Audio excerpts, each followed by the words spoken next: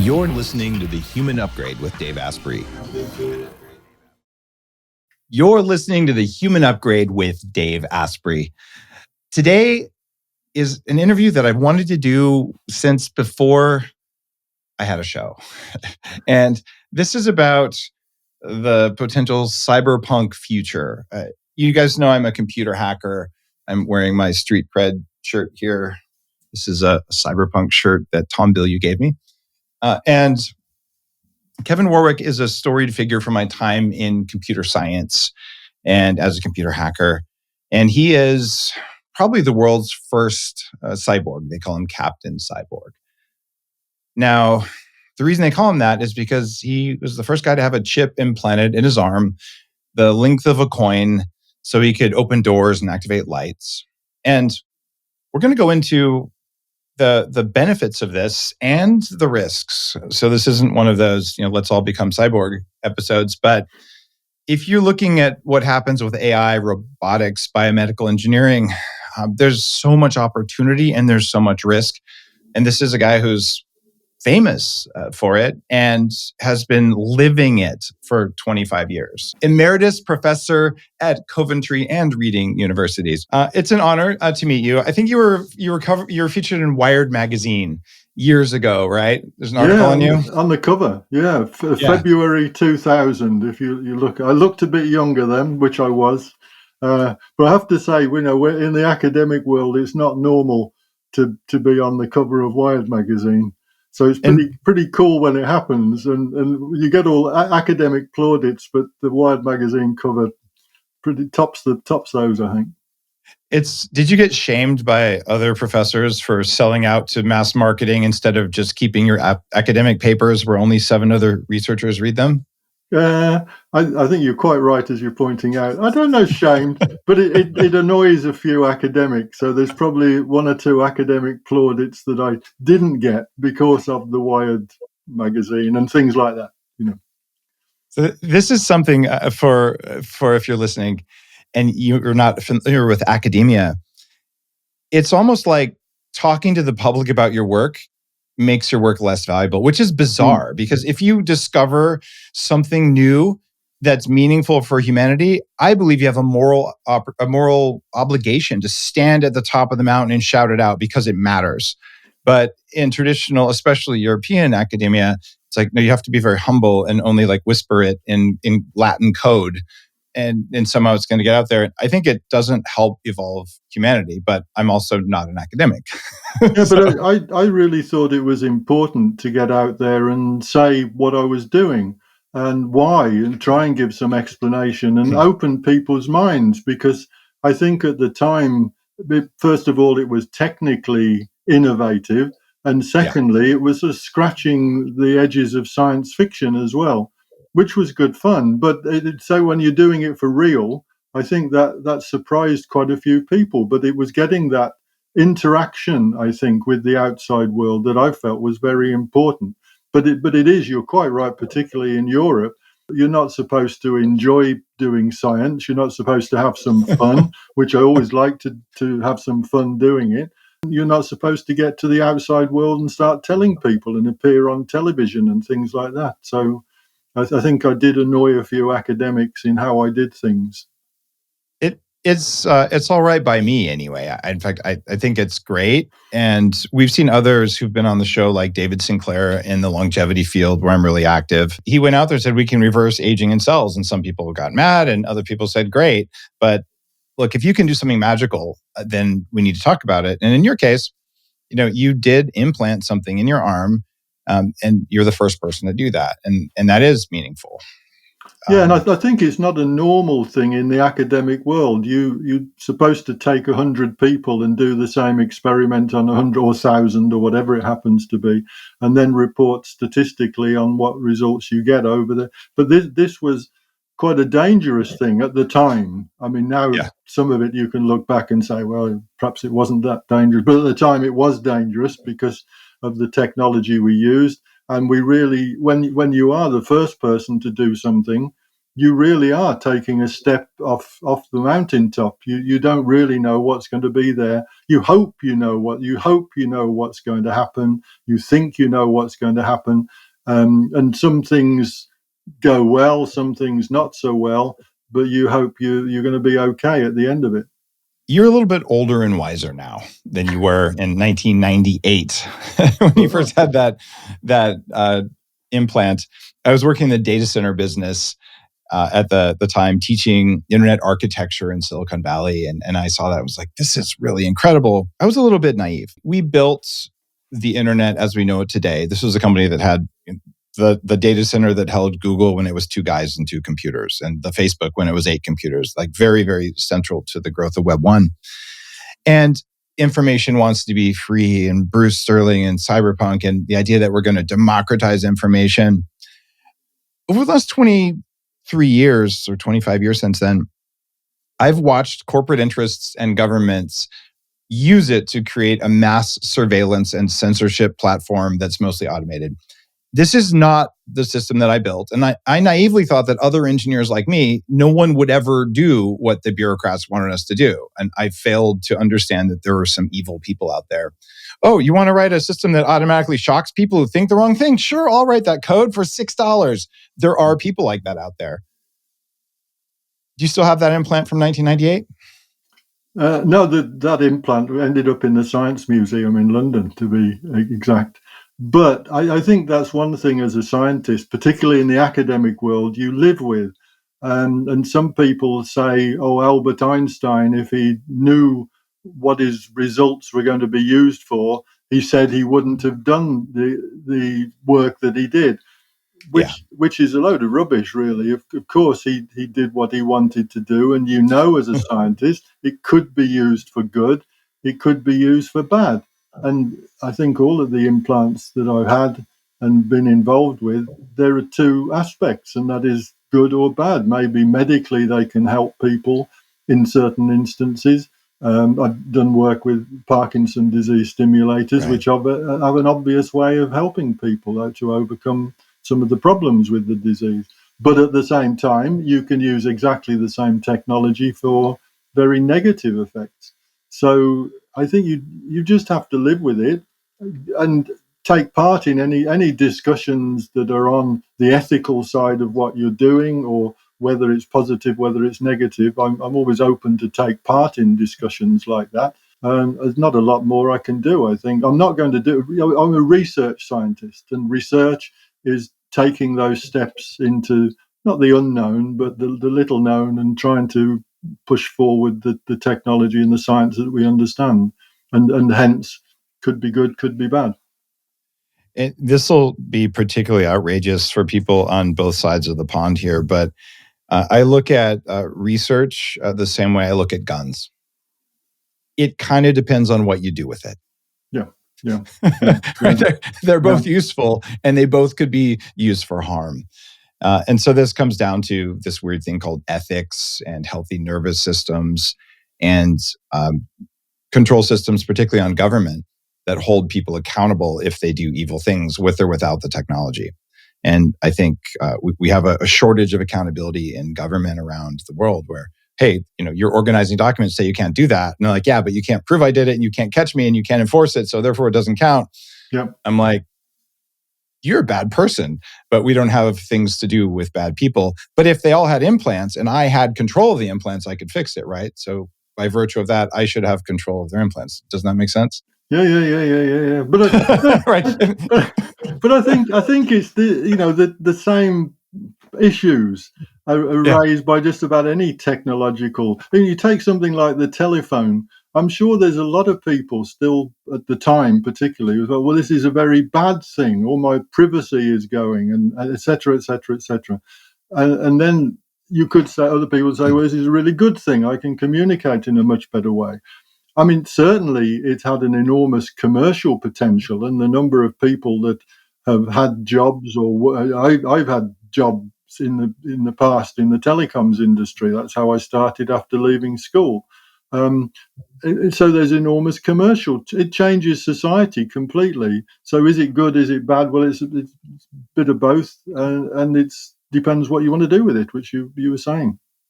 What happened when you connected your nervous system to the internet? Explain how that worked. Yeah, well, I still got. I'm not sure whether you can see that. There's still some scars on there. Swelling. Yeah. That's where it happened. We used what's called the brain gate, or part of the brain gate, which has been used in various paralyzed individuals since that time. It consisted of 100 pins with electrodes on the end of them.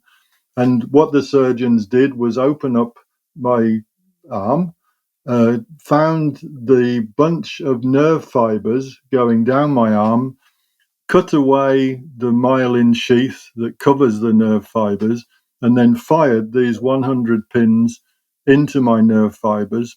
And I was like that for just over 3 months for the experiment. I had wires running further up my arm. They came out of my body. There's all reasons why we didn't implant everything. So it was like bringing my nervous system out of my body effectively. And we connected myself up to the computer. So I had hardwire or wireless, whichever we preferred to do it, connection between my nervous system and the computer. And then so we could do a whole bunch of experiments, and both monitoring what was going on my nervous system with hand movements, and secondly, firing signals into the nervous system. And that latter thing was interesting because there wasn't an awful lot of work. There'd been work really done on more chicken sciatic nerves, which are not that much like human nerve fibers. And so you're instantly faced with, well, what sort of signals should we put into the nervous system? What should the voltage be? What should the current be? Mm-hmm. And level 1 and level 2 OSI model issues, right? We don't know the signaling mechanism or even voltage that indicates what's going on. You've got it. From a network engineering perspective, it's weird because it's not digital. So you solve those problems, right? As best we could. Yeah. I mean, literally having to test things out and seeing, well, how much voltage and current is okay to push into my nervous system before we cause any trouble and things like that. So I didn't tell my wife what I was doing in the day, but we'd turn the voltage up a little bit. So it was more the power. So in the end, it was microamps we were putting in current, but I think it was 50 volts in the end that I was being applied to my nervous system. Since that time, things have progressed a little bit. Some of the things that we do at my neuroscience facility, you can get a signal into the brain just by putting electrodes on the scalp, TDCS or TDACS through the ears. Even with one piece of equipment we don't use that induces a current using magnetics, you can do very, very carefully targeted parts of the brain. And they're doing this for depression with high amounts of electricity, but with small amounts, people have profound mystical experiences without any drugs. And we're nowhere near figuring all of it out, but it's better than 20, 25 years ago. And we were doing it at the target of those nerves. You were doing it at the ends of the nerves. But doesn't that hurt like hell? I mean, peeling your myelin sheath, this is what happens. Myelin sheath degradation is part of Parkinson's and ALS, and it's nasty stuff. Multiple sclerosis. Were you in a lot of pain when you did this? No, to be honest, no. I had local anesthetic it was a 2-hour operation, partly because the surgeons didn't really know what they were doing until they came to do it. It's one of those things. And once the local anesthetic had worn off, I never really felt pain. When voltages and current, when the power was being injected into my nervous system, it depends what you call it. I mean, from a scientific point of view, I never regarded it as pain. I mean, it was providing my brain with signals, and really I could recognize the number of pulses and the frequency. Essentially, the whole thing of signaling to me involved pulses, and it depended how many of them came in the space of time. So one example, I was looking at extending the range of senses, and so I connected up ultrasonic sensors like a bat sense, and as objects came closer to me, So I was receiving pulses of current that increased in frequency the closer the object came. So if something's further away, bing, bing, bing, and if something comes closer, bing, bing, bing, bing, bing, bing, bing.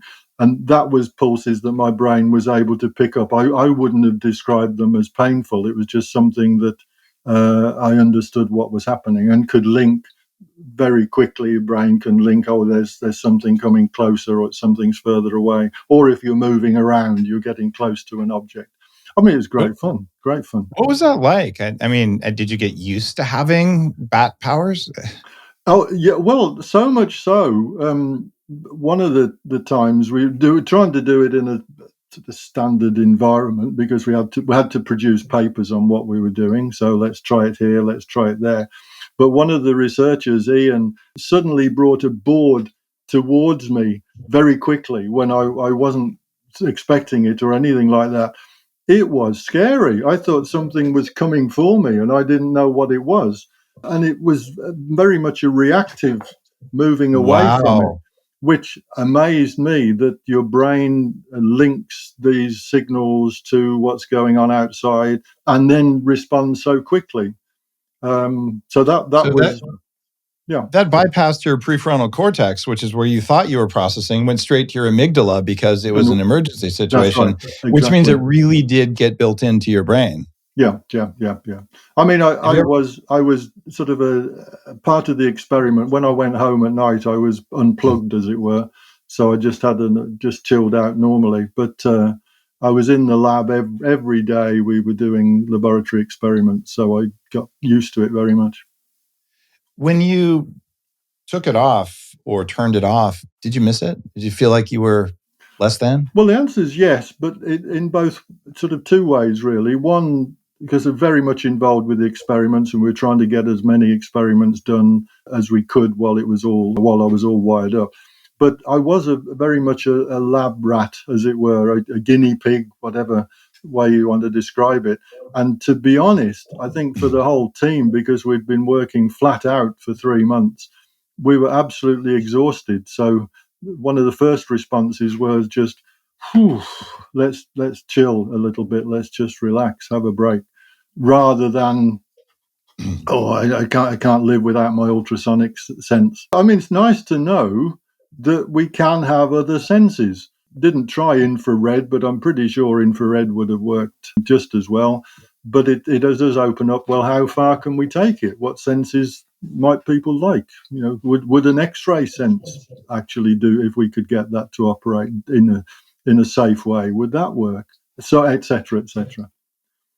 So that's where it becomes sort of pseudo science fiction, but you're doing it. It's science. Were you a fan of William Gibson's work? I think I read all of or watch the films if that's easier. I loved, and still do, even time traveling, although I don't believe that so much. But yeah, clearly William Gibson was an inspiration. Yeah. Me too. And Bruce Sterling is, I think, my favorite. I've been trying to get him on the show since the start of the show, but he's hard to pin down. If you're listening to this, you've never heard of Bruce Sterling. I think he's actually the best writer from the second half of the 19th century, just as a writer for any genre, including historical fiction, his writing about the Enlightenment, as well as the creation of the cyberpunk genre, which is strangely predictive of this conversation even. He has in some of his series that he has humanity in the future splitting in two directions. And one group is called the shapers. And these are the people who are changing biology to, allow humans to do things that we can't do today. And then the other group, he calls them makers. And these are people who are adding cybernetic components. And there's kind of like a core philosophical shift that becomes almost two versions of the species. And that's affected my thinking on the world. And I tend to be, we should fully max out our existing hardware and use it elegantly into its full capabilities before we start upgrading our hardware, right? Like write better code so you don't need a new laptop, but get a new laptop when the code is fully maximized. Do you think that there's room for expanding our existing hardware before we add in, or should we just go straight to adding parts? I think it's both. Why not expand the hardware, software, etc., etc.? And that makes it better when you are all linked up. Hopefully, it can work better. And the better the connection, I think, in a sense, it's perhaps not the hardware that's the issue. It's more the connections and understanding the connections. Like you were describing more external signaling. And if we can do it without being invasive, great. But can we get the sort of resolution that we can get with invasive? So for me, it's not so much maxing out the hardware, but if we can do that, fine. That's not going to be any problem. It can help whatever. But the exciting thing is more the interface. That's where the problem is, or the interesting bits are for me anyway. The interface is indeed the problem. And I did an experiment right when I was starting the show.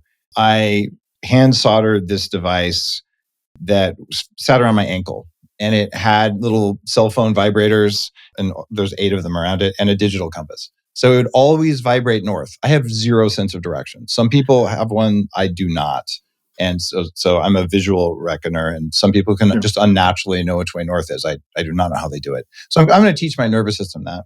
And yes, I suck at soldering. So after 6 weeks, it broke and I never fixed it. But for that 6-week period, I knew north. And after a while, I stopped feeling the vibration. I just knew north. Like my body was like, oh, that's a reliable signal. And it just stopped. And I'd get in an elevator where the compass didn't work and it would go in a little circle. And I was like, whoa, I don't know which way it is. I lost my geomagnetic sense that was really based on a satellite. Yeah. And I still think that if I'd have worn that for a year, I probably would have had a sense of direction, because my brain would have automatically and unconsciously correlated the new signal with whatever signal we're using biologically, probably something in our pineal glands, a little magnetic crystal, we think. If you found it useful, probably, I guess, if it didn't really make any use of it, it might still have learnt it to some extent. But if it found it useful, then it could really have tuned into it. Yeah. So there's all kinds of ways of getting a signal in, and I've, having done 6 months of my life with electrodes on my head doing neurofeedback to have better optimization and control of my own brain, I've been fantasizing for years about a tongue printer for feedback, because the tongue is such a nerve rich. And for blind people, you can have a tongue printer. You can feel individual pricks on your tongue. So you can put something on your tongue and probably control your brain better than you do through your ears. Yes, but that's a weird interface. I had a research student who is actually an undergraduate student who did that experiment and connected up a little array. I can remember him, Ashley, his name was. Really? Yeah. That's awesome. I would try that. But he connected a little array, put it on the tongue, and you can actually, and it's very fast, very, very fast response through the tongue. And you can send little objects and letters and all sorts of things that the brain very quickly learns to understand. So quite amazing. But when he first did it, he wasn't sure again what electric current to apply so that his tongue was okay. And I think the original argument was whether it should be milliamps or microamps. And I suggested using microamps first of all and seeing how it went. And he came back in next morning to tell me how it was doing. And his words essentially were something like, ooh, ooh. The downside of tongue. True story, yes. Watch when you're experimenting how far you go to start with. Switch on the lower current and work up. The same thing comes with optostimulation. I used the very first infrared brain stimulator, which was handmade by a guy who sold 100 of them on Yahoo groups in the 90s. I put it over the language processing part of the brain, and I left it there for a little too long. And for the next about 4 hours, I spoke in garbled tongues. At the time, I made my living giving keynote presentations about computer security. I'm like, I just seriously effed my brain beyond belief. And it came back probably stronger than it was before, but it's not like problems don't happen, right? Yeah. But so, you just have to live with them. Yeah. Okay. Well, let's talk about some of the other problems.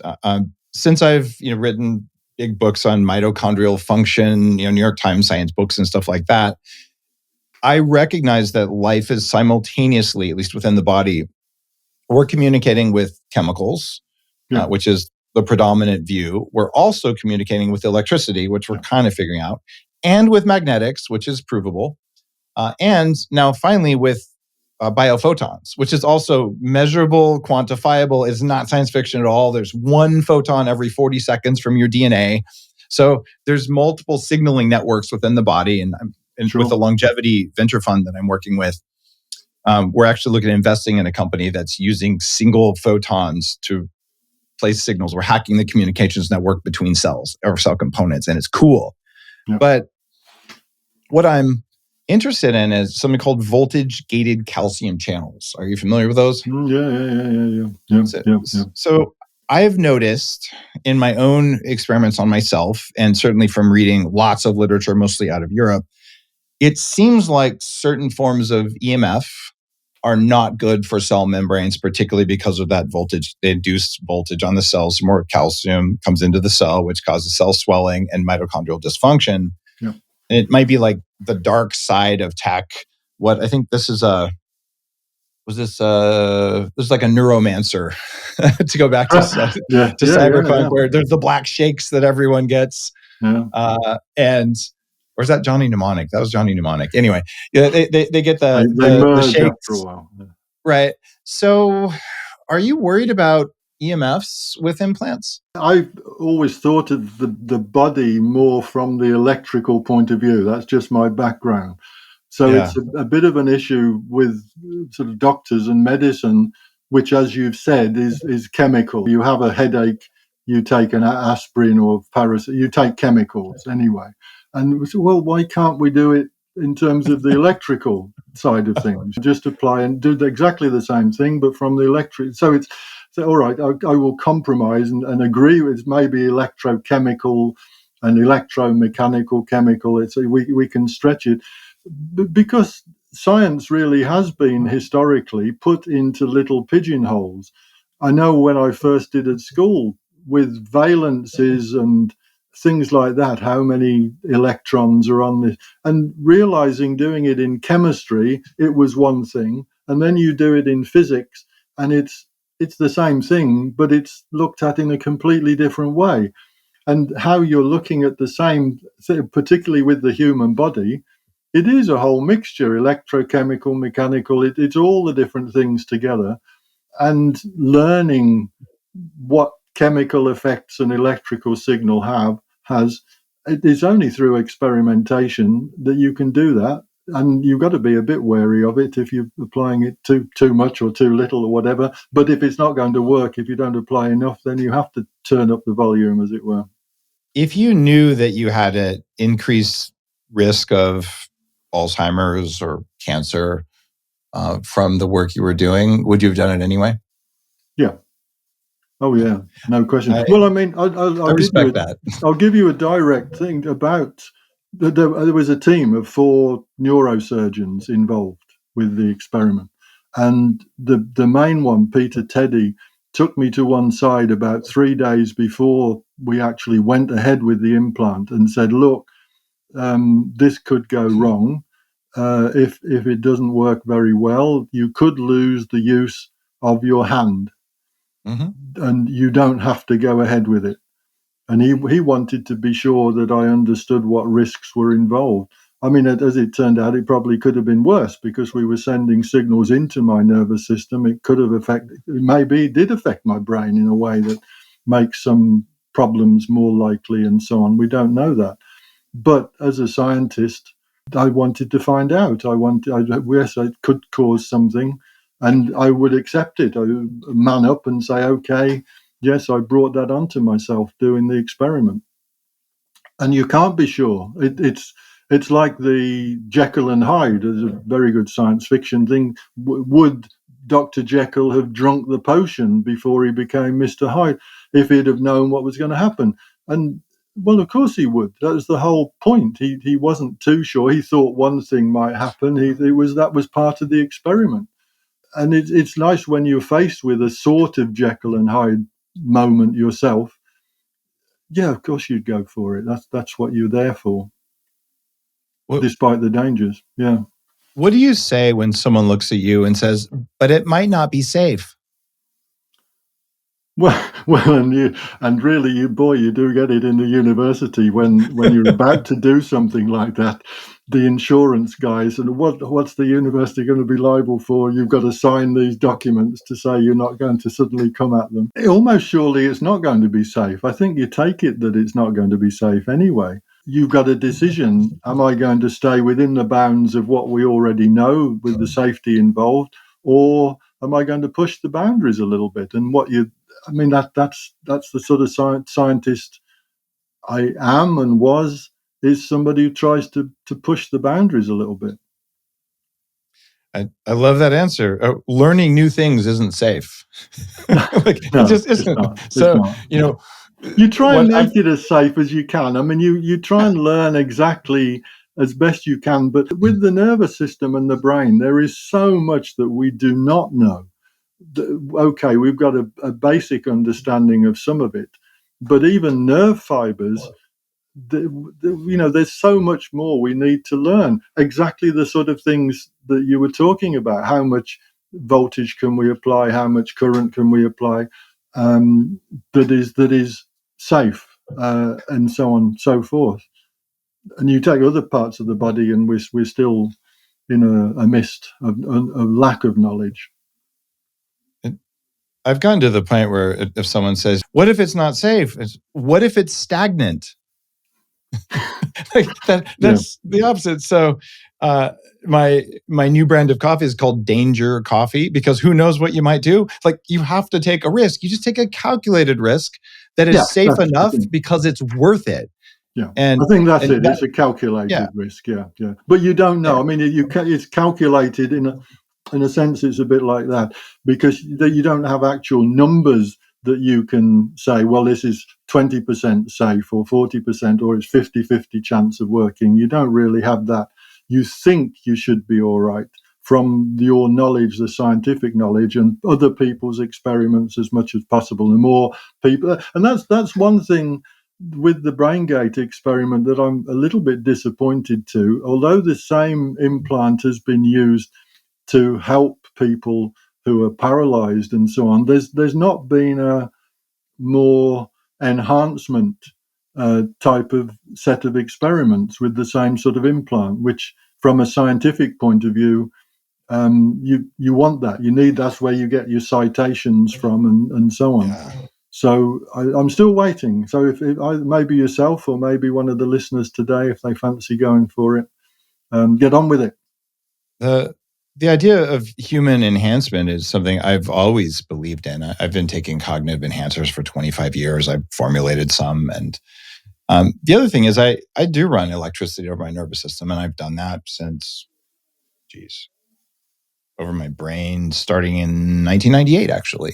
Using Russian tech that was developed for their space program, so you needed less sleep. And the results are interesting. My nervous system is better myelinated than most humans, which means I have thicker insulation on my nervous system, which means electricity conducts more quickly with less resistance over my nervous system. It also means, are you familiar with P300D, the EEG measure? Not initially, no.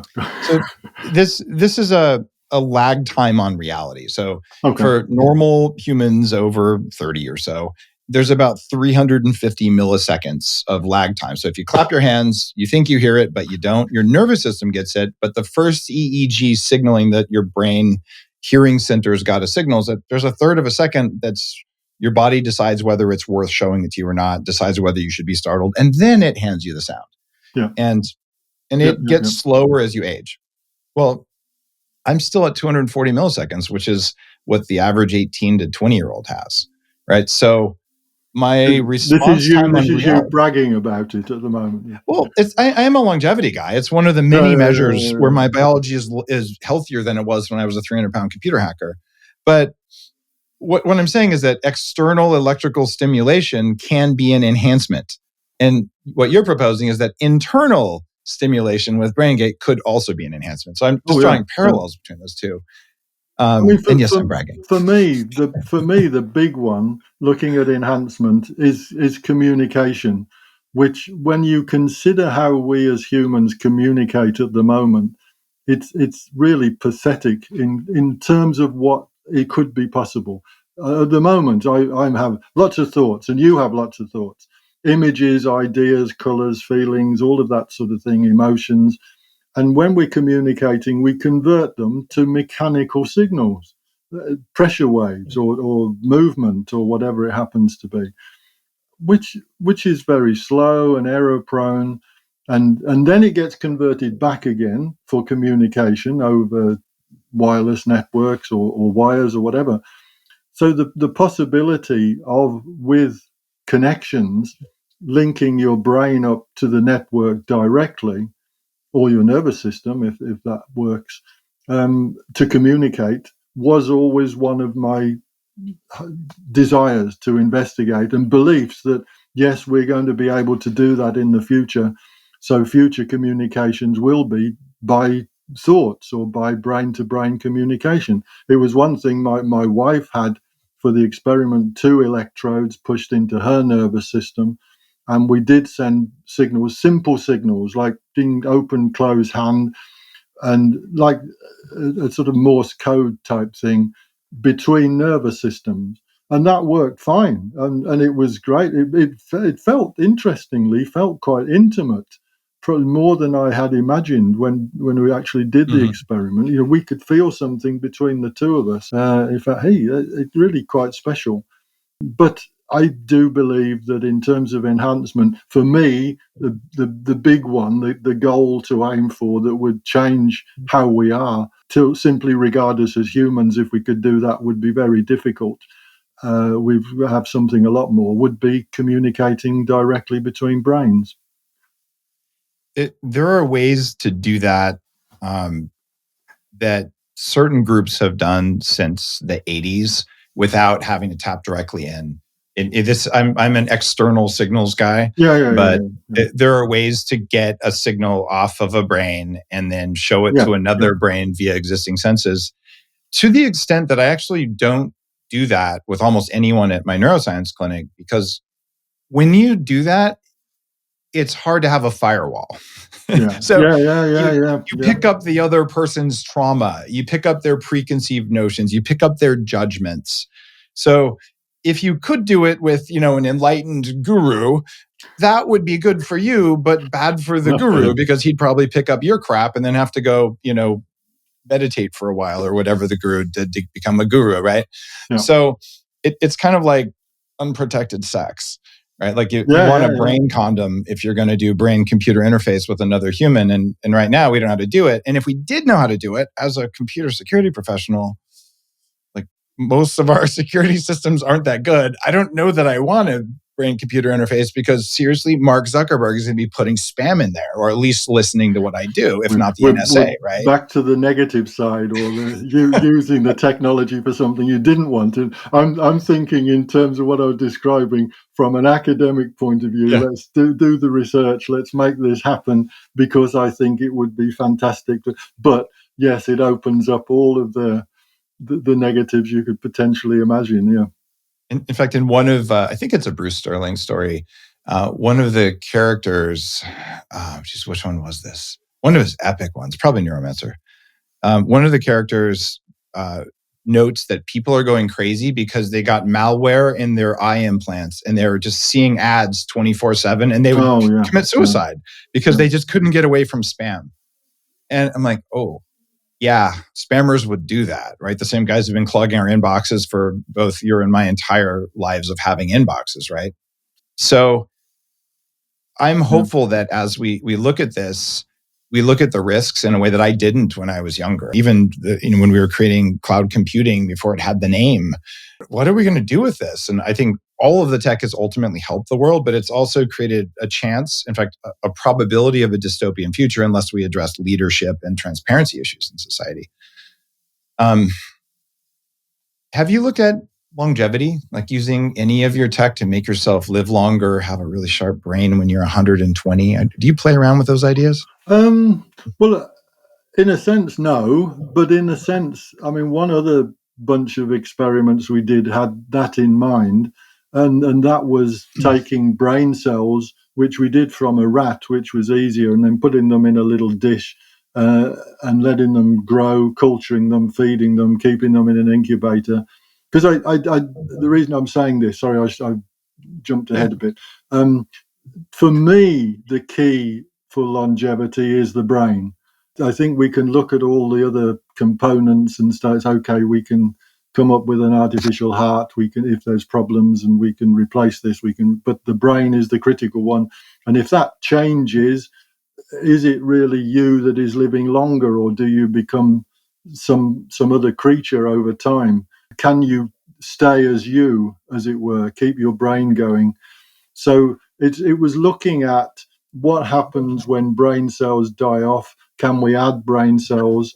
And which we were doing in a little dish just to see if this little robot, which had rat brain cells don't live as long as human brain cells. So could we replace some? Let's kill them off in this region here. Let's apply some new ones. But then the rat has lost the knowledge of what it was doing, of avoiding this thing coming towards it or whatever, which was interesting. So it was to do with what you're describing, but I'm jumping ahead there and saying the key issue for longevity for me is how the brain survives and what mode it survives in. Is it still you?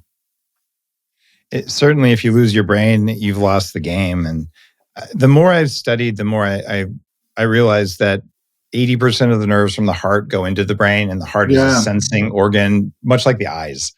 And so you look at cases like Donald Rumsfeld, one of the most celebrated war criminals of the recent while.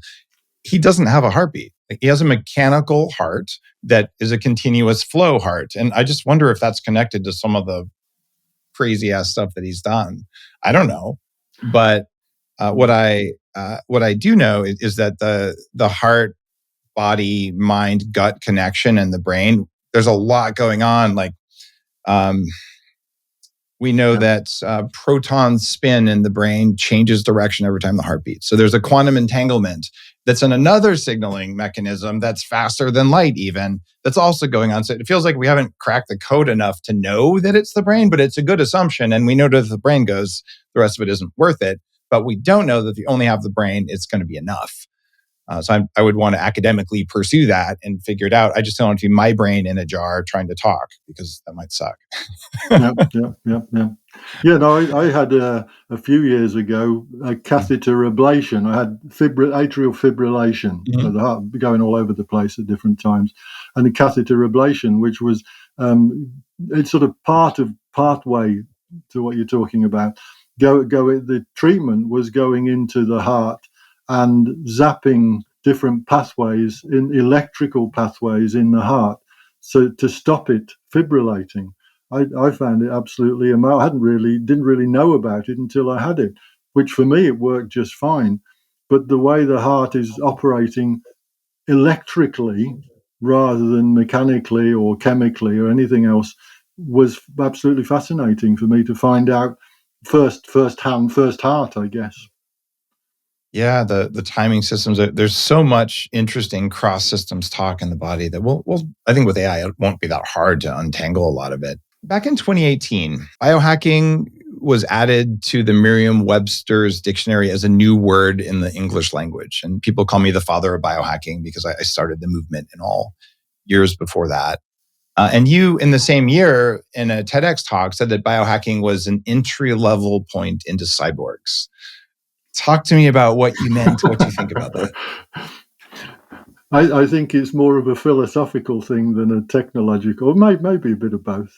You can have different concepts of cyborgs. I'm not one who believes that you have somebody who has part technology and part human, and it's got to be a cyborg. Otherwise, you get just wearing glasses or riding a bike, you're a cyborg. So yeah. I'm looking at a cyborg as being something that maybe a more science fiction type of cyborg that has abilities that humans don't have, that does involve a more semi-permanent or permanent connection between the technology which is integrated into the human, or the human which is integrated into technology. So it's something like that.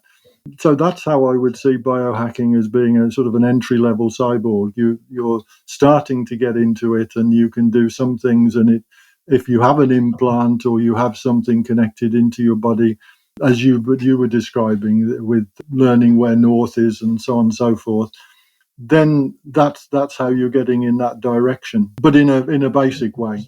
But ultimately, it is more the science fiction, the Arnold Schwarzenegger type version, or that, whatever it happens to be, or the Neuromancer and so on. Yeah, the $6 Million Man, I think, was like kind of the first TV show I know of that had that kind of stuff. There's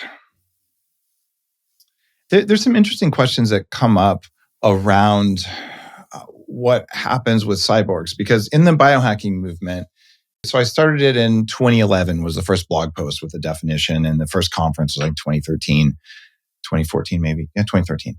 So all of that, it's progressing. And then a group called Grinders came out. And these are mostly like people who do tattoos and body piercings.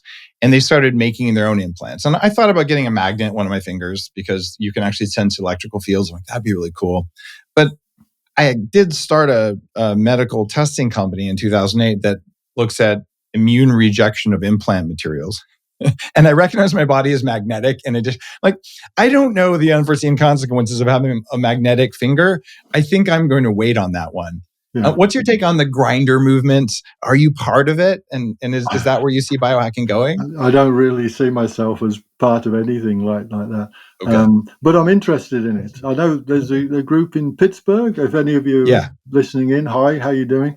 Which, I mean, some of the things I think that they do are highly dangerous, and I think you must be crazy putting that into your body to find out. But that's their forte. But other things I think is very interesting, and even getting things to light up into the skin and so on. It looks pretty cool to me. So I'm interested it's perhaps more from an artistic point of view than a scientific point of view, some of it. Good luck to them, power to their elbow or whatever they're highlighting or whatever. And I think it where we're failing at the moment is for guys like that to pull that in somehow into the academic world, because I'm sure they're getting some really good results that have scientific interest, but we're not pulling them in there. And that's not them physically, it's the results I'm talking about. We really there should be a journal of biohacking or something like that, so that people can come at that journal, perhaps from an artistic, perhaps from a medical, perhaps from a scientific forte or background, and get results from experiments like that. And it would have to be a more experimental journal and reporting on things like that, but we don't have that.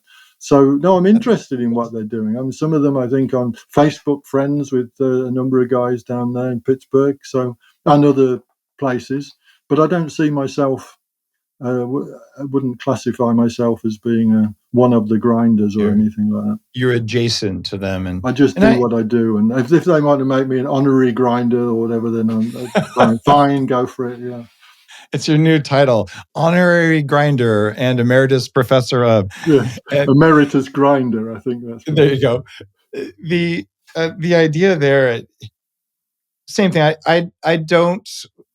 Having had enough surgeries and enough medical issues in my life, I don't really like the idea of having more implants.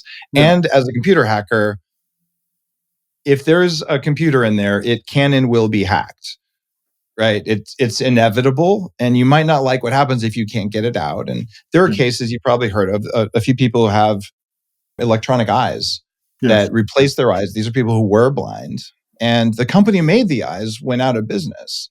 And so now they have unsupported hardware in their eyes and no way of getting it out.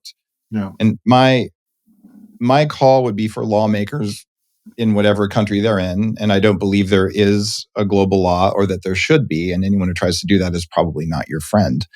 But in each country, there needs to be something that says, if you have implants that you are selling, your source code, all of it must be placed in escrow.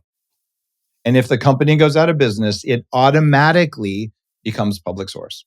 This is why it's called biohacking, not some other word, because hackers are willing to create Linux, which is what's driving our conversation today. So we don't like it that Microsoft won't tell us what's under the covers. We'll just make our own operating system. Yeah. So if I'm going to have any implant ever, full source code access, nothing hidden on the cloud, nothing that I can't change, because then I will know if I've been hacked. And if it's not under those conditions, there was no way in hell I'm going to do it. And because of the EMF problems, I think I'm going to wait a little while, because the evidence is mounting more and more that having especially Wi-Fi signals inside mitochondrially dense tissues probably doesn't lead to good outcomes. I think it's a hackable problem. We can enhance our biology to be resilient to that. We can turn it off. We can actually change the signal so it's a beneficial signal. A few companies I'm working with do that. But until those are solved, I don't want stuff in my head or anywhere else in my body. But I kind of want a laser eyeball because it'd be cool. Yeah, no, I agree with you with the source code and the technology involved, and it's exactly with what you're saying. There's got to be some way of having backups or replacements or whatever it happens to be. I've been involved with surgeons with the deep brain stimulation, which is a commercial product.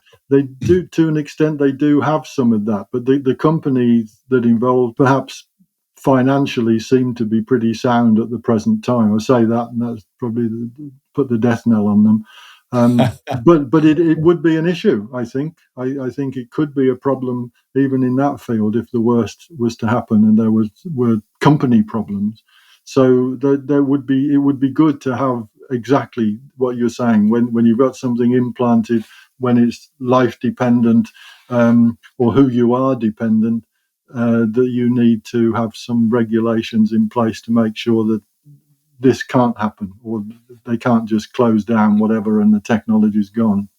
It feels like in the US, this is the sort of thing that's like a constitutional amendment level protection. In my home in Canada, Charter of Rights situations where, number one, the source code's available. And number two, no one under any circumstances, even for your own safety, has the right to force you to have any cybernetic enhancement against your will. And given the last 3 years where people were forced and coerced into having medical treatments, despite what the Nuremberg Code said, and people have different opinions about that, I don't care what your opinion is. The bottom line is, It is always wrong to force people to do something medical that they don't want to do, even if there's a good argument for it, including their own safety, as we talked about before.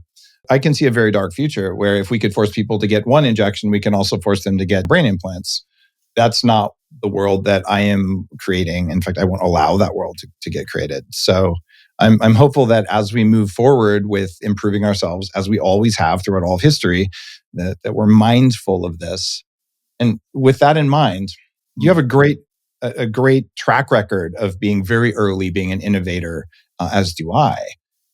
Tell me your view 25 years from now of what it's going to look like with cyborgs and humans. Well, I think the big one is the issues with AI. How is AI going to be used per se? So this is sort of not answering the question directly that you've said, but how far will AI go and how will it be relied on and used per se for itself and given control over this, that, and the other?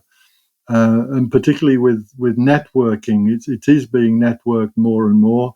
With a network, very often we can't really tell if this happens, what are the consequences going to be? It's very difficult to work that out. And in a military scenario, if that is linked in with a financial setup, etc., etc., etc., there could be big dangers, as I think some people in the AI field are recognizing. So we're getting away from the use of AI in a machine that you can switch off and switch on, and you can decide when it's going to play and when it's not going to play. This is something that is in control of a scenario, and it could be dangerous.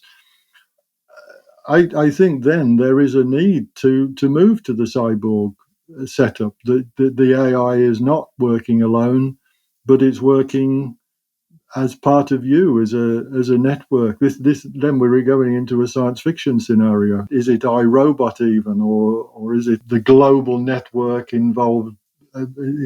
Whatever. I mean, is it the Matrix that we're talking about in the future?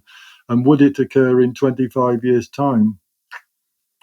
I don't know. I think history is littered by scientists making miscalculations of how long something is going to take, or whether it's going to be, or whether it's not going to be. But I'm putting the problem, rather than being a cyborg problem, I'm changing the question to being depends how quickly and how far AI is going to be integrated in everyday life. Mm. At the moment, it's going very quickly, but the reason I started laughing like that is in another life, I was the first person to sell anything over the internet. And it was a T-shirt that said "Caffeine, my drug of choice," and it was over Usenet before the browser was created. And I was in Entrepreneur Magazine when I weighed 300 pounds, and I'm wearing this double extra large T-shirt. And I was just trying to pay my tuition. Like, it was a small business. It wasn't like, a big thing. E-commerce wasn't a word. But they interviewed me, and I said, "Oh, in 5 years, there'll be no more need for junk mail. We'll just be able to get all of our communications on email." That was like, I don't know, 1993. Was that 30 years ago? And I still get crap in the mail. So clearly, like, I'm one of those people that history is littered with. Is that's why you made me laugh. Well, I've got a better story. In '97, I went to the World Economic Forum in Switzerland, and the very first day with my wife, very first day that we were there, we met up with some guy called Jeff Bezos, who had got this Back in the day, right? website called Amazon, which I'd never really heard of much before. And we had to go to, as we were sort of part of the system, had to go to dinner with Jeff and his wife, and we were sitting there talking before we mingled with the other people from different companies and that. And so he asked me, "What you're doing?" I'm into robotics and implants and so on and so forth. Very, he seemed, I'd not say excited about it, but interested anyway. I asked him what he's doing. I got this website, which at the time was selling books. Yep. That's really all it did. And he asked me, "Well, what do you think? Should we expand it?" And so my advice was, no, don't bother doing that. Exactly what you're saying. I thought, no, it's not really good. You just stick with the books and make things work for that. You be safe on that. Do you still go to the World Economic Forum? Was that like a one-time thing, or is that a regular? For me, it was a one-off. Yeah, it was interesting, but not a regular thing that I had to do. No. There's some interesting schisms there because, there were two founders of the World Economic Forum. There was Klaus Schwab and the other guy, and the other guy dropped out kind of out of disgust because it was being used in a way that he didn't like. And they're big proponents of transhumanism. And I think, given their public statements, that they're the kind of people who would happily put implants in you so that, they could feed you bugs. I don't think they're working for the good guys right now, but maybe when they were founded, they did. I also, you never know if someone goes or doesn't go, what their motivations are, right? Because, if you're working to fix a wrong, you might hang out with people doing bad stuff. So there are people who get really triggered by that idea. And I'm curious about everything, including transhumanism. I do not believe that a dystopian future is what we want. And I also believe that if I'm in control of my own biology, it's my right to put any hardware I want in my body. And that I'd be really stupid if I put hardware in my body that someone else controlled, because that's a bad idea. Just imagine if the guys who do TikTok's algorithm were in charge of what's in your brain. Like, that's not good. So I agree with you 90%. There's that bit of me that says, well, they could, like I'm thinking again of medical devices where if you did end up with Parkinson's disease and you're faced with a company saying, well, we can put something in your brain that allows you to live relatively normal life, and it's going to apply signals when it thinks that signals should be applied, then, how much would you trust them? Would you say, no, I want to stay like I am, which could be pretty awful, or do I want to go for this? Because you trust them that they know what they're doing and it's tried and tested and there's many people before you that seem to be all right with it and so on and so forth. So I would totally trust them as long as I could either remove the stuff or I had source code access if I couldn't remove it. That would be the thing. And when have it removed, or somebody can remove it. Knows that it could be removed safely, right? Versus those eyes that once they're in, they're in. And when I look at AI and cybernetics and cyborgs in the future, what I see happening is that there will be large numbers of AI systems vying for your attention, and they will be the best at manipulating you better than the best sociopath. In fact, it's called marketing. We're pretty good at it already. What we don't have yet is what I like to call cognitive firewalls. So when we do have augmented reality glasses that you'd want to wear, or even just running on your machine, there's no reason that every web page you see shouldn't be rewritten according to my rules for AI to only show me what I want. Yeah. There's no reason that every YouTube video shouldn't be automatically translated into 2 paragraphs of text instead of watching 10 minutes to see some guy with a weird face that's probably auto-generated anyway. So it's up to us to arm ourselves with AI that actually is used to filter reality so that we only get the information we want in a way that's not manipulative. And so if you could have that built in, Yeah. you do. It's called subconscious processing, and it's very energy efficient, because what we're both seeing and sensing right now is probably 0.1% of all the signals coming into our body gets filtered by your body. I need augmented filtering that's on board or off board to help me ignore stuff that doesn't matter and to allow me to choose where my attention goes. And that's the attention economy that, Wired has written about and everything else. I just want to be the one who trumps what all these bad systems are doing so that I don't get distracted by nonsense and I can stay focused on stuff I care about. Does that sound like it might fit in your future? I'd go for it. Yeah, I'll sign up for that. Where do I sign? Yeah. All right. Somebody come start a company with me on that. Not like I don't have enough companies, but yeah, that's a blending of computer security, cognitive science, and AI. And it's the equivalent of my old company, Trend Micro. Right? Antivirus software. I need antivirus software for my mind right now, not just for my computer.